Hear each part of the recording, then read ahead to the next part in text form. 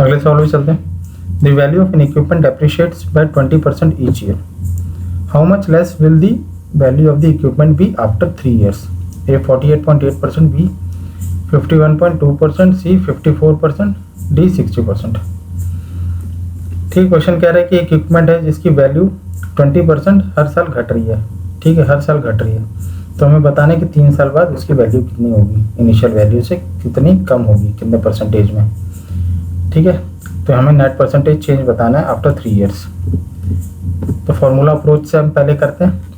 तो फॉर्मूला हमें पता है कि क्या होता है, present value is equal to initial value into 1 minus rate upon 100 upon to the power of n। ठीक है, सिंपली कंपाउंड इंटरेस्ट के फॉर्मूले से मैचिंग है, बस यहाँ पे माइनस का साइन है, वहाँ पे प्लस होता है, यहाँ पे आपका अमाउंट होता है, यहाँ पे प्रिंसिपल होता है आपका, और यहाँ पे टाइम पीरियड होता है। ठीक है, तो सेम रेट और टाइम पीरियड ये n है।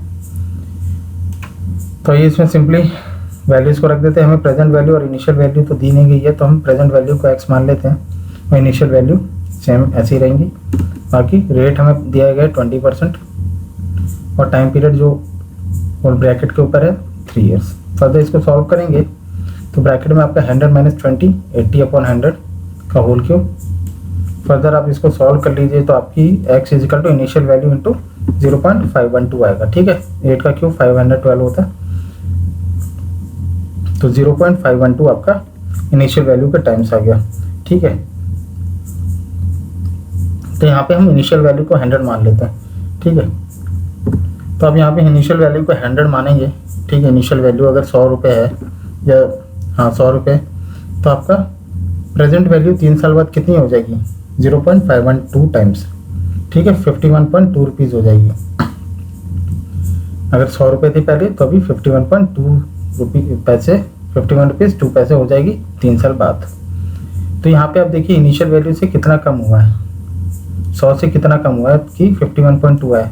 तो आप 100 से इसको माइनस करेंगे 51.2 तो 48.8। ठीक है, 48.8 रुपीज़ कम हुआ है। तो कितने से कम हुआ है, 100 से। तो 100 पे कोई वैल्यू कम होती है तो उसका परसेंटेज निकालेंगे तो कितना होगा, 48.8%। ठीक है, आपका ऑप्शन ए आंसर। 48.8 कम हुआ है कितने में से, 100 इंटू 100 इजकल टू 48.8%। ठीक है, ऑप्शन ए। एक तो ये तरीका हो गया आपका करने का, और दूसरे तरीके लेते हैं। तो यहाँ पे हम इनिशियल ले लेते हैं 100 और एक एरो बनाया हमने। ठीक है, तो 100 का हमने 20% डिक्रीज किया। 100 का 20% कितना होता है, 20। तो 100 से 20 माइनस किया 80। ठीक है, 80 का 20% फिर माइनस किया तो 64, 60 माइनस किया तो 64 का 20% माइनस किया तो 51.2 आया। ठीक है, अब 100 से आप देखिए कि कितना कम हुआ कि 51.2 आया, 48.8 कम हुआ। तो 100 पे कोई वैल्यू कम होती है, जितनी कम हुई उतना ही उसका परसेंटेज में भी वैल्यू होती है। तो 48.8 अपॉन 100 इंटू 100 48.8%। तो नेट डेप्रिशिएशन कितना हो गया, 48.8% 3 साल में हुआ है, ऑप्शन ए। आइए फ्रैक्शन मेथड भी देख लेते हैं। तो हमें यहाँ पे फ्रैक्शन दिया हुआ, डिक्रीज इन रेट कितना दिया रहा है, 20% दे रहा है ना। 20% को हम फ्रैक्शन में कन्वर्ट कर लेते हैं। तो 20% को फ्रैक्शन में कन्वर्ट करने के लिए सिंपली 100 से डिवाइड कर देंगे, क्योंकि परसेंटेज का साइन 1/100 होता है। तो 20/100 कितना हो गया, 1/5। तो यहाँ पे माइनस का साइन लगा लीजिए, तो -1/5। क्यों माइनस, क्यों, क्योंकि वैल्यू डेप्रिशिएट हो रही, तो माइनस का साइन लगा लेंगे तो हमारे लिए आगे ईजी हो जाता है। तो यहाँ पे हम 2 कॉलम बनाते हैं, initial value final value, initial value और फाइनल वैल्यू। तो इनिशियल वैल्यू हम क्या मानेंगे, जो भाग के नीचे हमारी फ्रैक्शन जो हमने निकाला है 20% का, उसका भाग का जो नीचे वाला वैल्यू है इसको हम मानेंगे इनिशियल वैल्यू 5। और 5 कितनी डिक्रीज हो रही है, 20%। तो 5 का 20% होता है 1।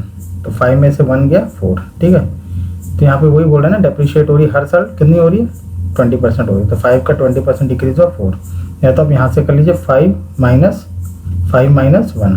ठीक है, 5 माइनस 1 4। फाइनल वैल्यू क्या आएगी, इन दोनों का सब्ट्रैक्ट कर दीजिए 5 माइनस 1। तो ये कितनी बार हो रहा है, ये टाइम पीरियड हमें दे रहा है 3 साल। तो हम 3 बार सिंपली इसको ऐसे ही लिख लेंगे। 5 का 4 हो रहा है वैल्यू तीनों साल में। अब तीनों को मल्टीप्लाई कर दीजिए, 5 इंटू 5 25 इंटू 5 125। यहाँ पे सिंपली 4 4 जा 16, 16 4 जा 64 आ गई। ठीक है, हमारी इनिशियल वैल्यू कितनी आ गई है 125 में, 3 साल पहले 125 थी, अपनी होगी 64। ठीक है, तो हम यहाँ देखते हैं कितने का डिक्रीज है। तो 125 में 64 करेंगे माइनस, तो आपके पास 61 का डिक्रीज हुआ है। ठीक है, अगर इनिशियल वैल्यू 125 थी और घट के 64 हो गई है, तो 61 हो गई है घट के। अब इसको आपको परसेंटेज में निकालना है यहाँ पे, क्योंकि वैल्यू आंसर ऑप्शंस में परसेंटेज में। तो 61 अपॉन कितनी कम हुई है, 61 कम हुई है, कितने से कम हुई इनिशियल वैल्यू जो 3 साल पहले थी, 3 साल पहले 125 थी, तो 61 अपॉन 125 48.8%। ठीक है, ये करने का एक और तरीका है फ्रैक्शन मेथड, ऑप्शन ए। तो आपको अच्छा लगे तो सब्सक्राइब, लाइक और शेयर जरूर करें और अपने दोस्तों के साथ भी शेयर करें। Thank you for watching.